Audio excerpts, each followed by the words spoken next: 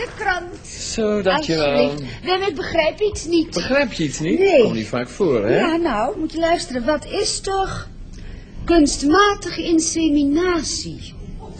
Ik zal eens even mijn brilletje opzetten. Ja, Kunstmatige inseminatie, waarachter, daar staat het. ja.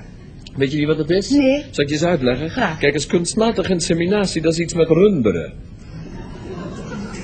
Ja, dat is iets met runderen. Er komt geen stier meer aan te pas. Oh, wacht, nou zeg ik het fout. Er komt wel een stier aan te pas, alleen ze zetten het, weet je wel, in de diepvries. En dan later... Ja, maar hier is het heel wat anders. Luister nou even. Later dan komt de veearts, die brengt het aan bij de koe. Nou, en dan is het voor elkaar. Maar er staat hier niks van koeien. Ik denk eigenlijk dat ze doen om al het gedoe te vermijden. Begrijp je, dan hoeft zo'n stier niet helemaal meer naar de koe toe, joh. Nou, niet dat de stier het vervelend zal vinden, hoor. Om helemaal naar de koe te motten, maar ja, misschien wil de koe het wel zo, hè? Of de bond van koeien. Want een stier en een koe, dat is een heel gedoe, hoor. Och, wij als stadsmensen, wij denken wel eens een stier en een koe, dat is maar even hup, maar een stier en een koe is een heel... Gedoe. Ja. Maar er staat hier niks van koeien, het gaat over mensen. Oh ja? Ja, bij mensen gaat het nu ook zo. Bij mensen ook? Ja. En waarom? Dat weet ik niet, moet ik eerst even verder lezen. Nou, zeker ook om het gedoe te vermijden dan. Dat hoeft dan ook niet meer. Ja, waarachtig, zei je hebt gelijk hoor. In de diepvries. Alsjeblieft, in de diepvries. En dan komt zeker bij de mensen ook de veearts, hè? Nee, de huisdokter. Gewoon onze huisarts. Jan Versteeg. Zeg, wacht eens even. Nou, stil nou even. Wat heeft Jan Versteeg ermee te maken? Ach, wat praktisch. Zeg, je gaat me toch niet vertellen dat wij daar voortaan Jan Versteeg bij moeten halen, hè? Wat een geweldige oplossing. Maar ik wil Jan Versteeg er helemaal niet bij hebben. Nou ja, dit is het helemaal hoor. Ja. En dan in de diepvries. Nou, je hebt dat al helemaal in kannen en kruiken, hoor ik. In Amerika wordt het dagelijks toegepast. In Amerika. En waarom? Gunsten zijn er vrouwen die een kind willen hebben. Is dat dus abnormaal? Tuurlijk is dat niet abnormaal. Het is toch een heel natuurlijke zaak als een vrouw een kind wil hebben? Tuurlijk. Ja, jullie mannen denken altijd alleen maar aan het gedoe. Nou, is dat dan zo abnormaal? Nee, maar het gaat toch uiteindelijk om een kind? Nou, ik vind het allemaal best, maar wil je me nou nog even uitleggen waarom wij daar Jan Versteeg bij moeten halen?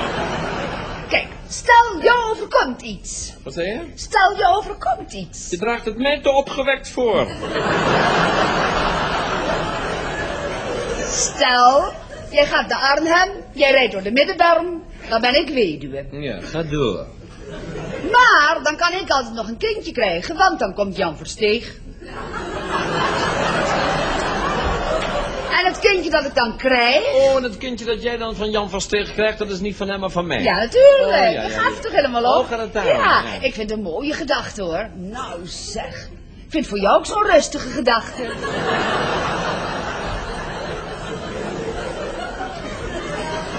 Oh ja hoor, een reuze rustige gedachte. Met andere woorden, ik kan me nou rustig te pletten rijden. Ik kan me nou rustig te pletten rijden, want ons kind staat toch veilig naast de koude kip.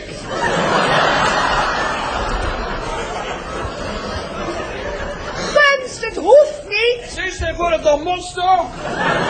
Altijd als ik iets liefs zeg, iets aardigs zeg, altijd ga je zo doen, altijd maak je ruzie. Ruzie? Jij maakt ruzie. Oh. Jij begint te veronderstellen dat je weduwe zal worden. Nou, het zou toch kunnen Ja, gebeuren? natuurlijk zou dat kunnen gebeuren, maar er is ooit in je hersens opgekomen dat het ook zou kunnen gebeuren dat ik weduwnaar zou kunnen worden. Ja, natuurlijk zou dat kunnen. Nou en? Wat nou en? Wat moet ik dan met Jan Versteeg?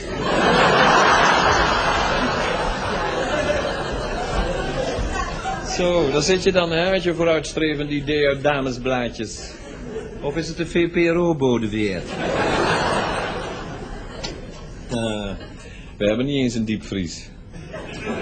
Het hoeft niet in je eigen diepvries. Oh, gunst dat ook nog!